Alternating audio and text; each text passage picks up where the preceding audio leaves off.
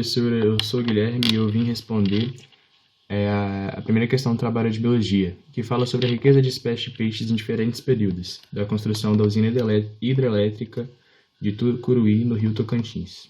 Agora, analisando as alternativas, a alternativa A, que fala sobre as alterações nos fatores bióticos devido à construção, diminui a competição entre os animais.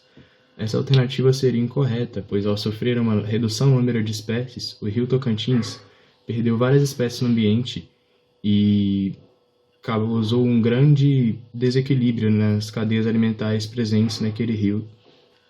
Agora, analisando a alternativa B, que seria as espécies generalistas são facilmente eliminadas devido a alterações nos fatores abióticos. Ela seria incorreta, pois essas espécies apresentam uma grande quantidade de hábitats que são facilmente adaptáveis. Devido a essa adaptabilidade, no caso de modificações nos fatores abióticos, como, por exemplo, a temperatura, a umidade e essas coisas relacionadas a essas espécies, elas podem ocupar diferentes nichos ou aumentar o seu crescimento populacional presente. Agora, analisando a alternativa C, que fala sobre a perda de nichos ecológicos, favoreceu determinadas espécies em detrimento de outras. Essa alternativa seria a alternativa correta, pois intervenções ambientais, como as causadas pelas construções de usinas hidrelétricas, alteram os recursos disponíveis e também as condições físicas de um ecossistema presente naquele determinado local. Analisando a alternativa D, que fala sobre as modificações sofridas no ecossistema aquático, encontram-se mormente a nível de população. Essa alternativa seria incorreta, porque os impactos ambientais afetam os níveis hierárquicos das organizações dos seres vivos. Agora, analisando a alternativa E, que fala sobre as fases de represamento da construção que induzem a uma diversificação das espécies presentes no rio, é incorreta, porque as espécies presentes naquela região se adaptam às condições naquela área, com modificações extremas, se tornando vulneráveis a novas configurações do ambiente e adaptáveis a qualquer tipo de mudança presente e disponível.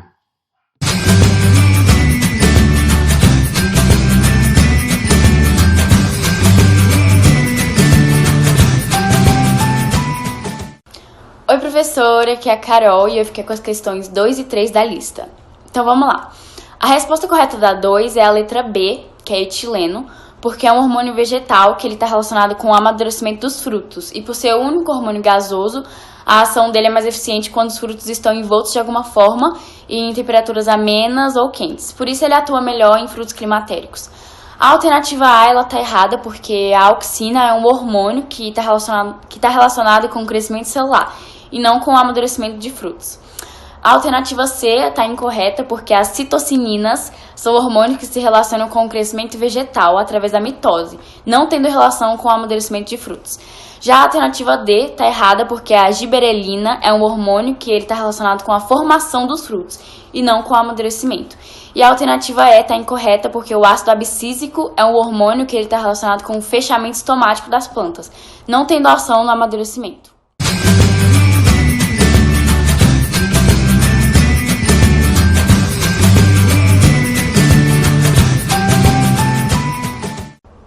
A resposta certa da questão 3 é a letra D, porque os pneumatóforos são raízes que ficam em plantas adaptadas a solos inundados ou cheios de lama, com baixos níveis de oxigenação.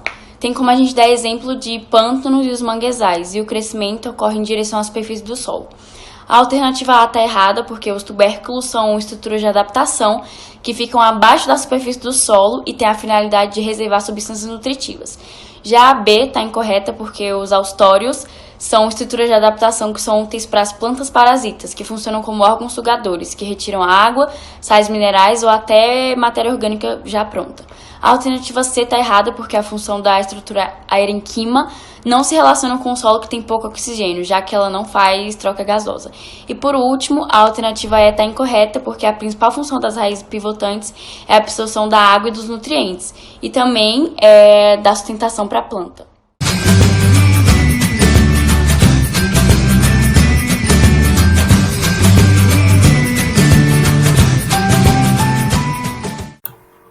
Olá, eu sou o Rafael e fiquei encarregado da questão número 4. Esta questão diz sobre o desmatamento os casos de malária na região. A letra A está incorreta, pois a presença de humanos na região não é uma condição essencial para desenvolver a população do mosquito. O mosquito não é exclusivo de ambientes modificados pela ação humana, ou seja, esta questão está incorreta. A letra B está correta, pois com o desmatamento de regiões da floresta amazônica, há a diminuição do habitat natural do mosquito Anopheles. Como ele tem a capacidade de sobreviver em locais que possuem humanos, consequentemente, aumentará a incidência da malária, tornando a questão correta. A letra C está incorreta, pois o desmatamento irá afetar diretamente também nos predadores naturais dele, fazendo com que sua população diminua também, tanto quanto a dos mosquitos, tanto quanto a dos predadores naturais. Por consequência, a migração dos mosquitos para os ambientes humanos faz com que tenham um aumento populacional significativo dos mosquitos, tornando a questão incorreta.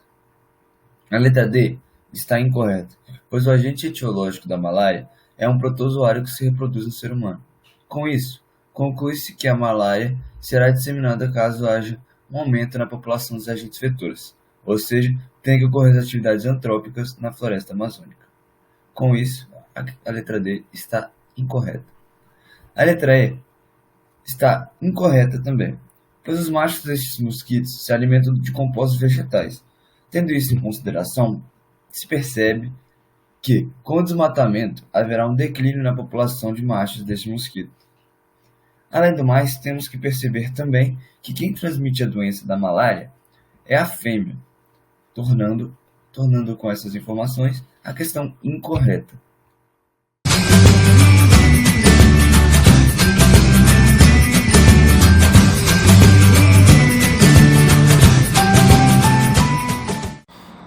E aí, professora, aqui quem está falando é o Paulo e eu fiquei encarregado da quinta questão do trabalho de biologia. Bom, a questão em si consiste em analisar a árvore filogenética e responder a pergunta e analisar as afirmativas sobre ela e responder qual é a correta, né? E eu cheguei à conclusão de que a afirmativa correta é a letra E, de que Muscelidae e Canidae são evolutivamente mais próximas em si do que Conferidae, porque se você for analisar o gráfico, a árvore aqui, se dá pra ver, que aqui Muscelidae e Canidae se encontram antes do que com Felidae. E agora eu vou explicar o porquê de as outras estarem erradas. Bom, a A fala: lobos e leopardos são as espécies mais próximas evolutivamente, sendo que, na verdade, não. O leopardo é do Felidae e o lobo é do Canidae, no caso a família. E elas não são tão próximas assim.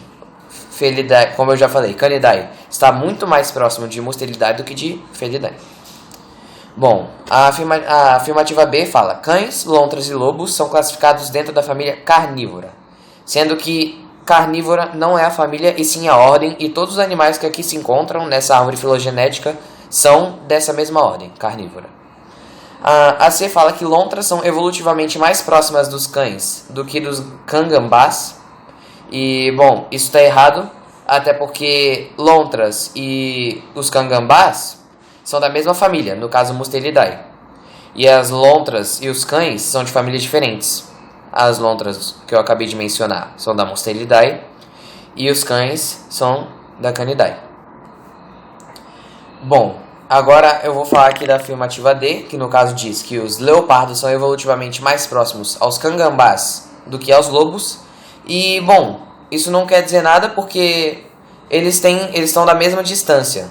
Ou seja, a família não se encontra nem com uma nem com a outra. A família dos leopardos não se encontra nem com a família dos cangambás, nem com a família dos lobos. E eles não têm nenhuma relação a não ser a ordem, que no caso é a carnívora, e por isso a questão correta é a questão E.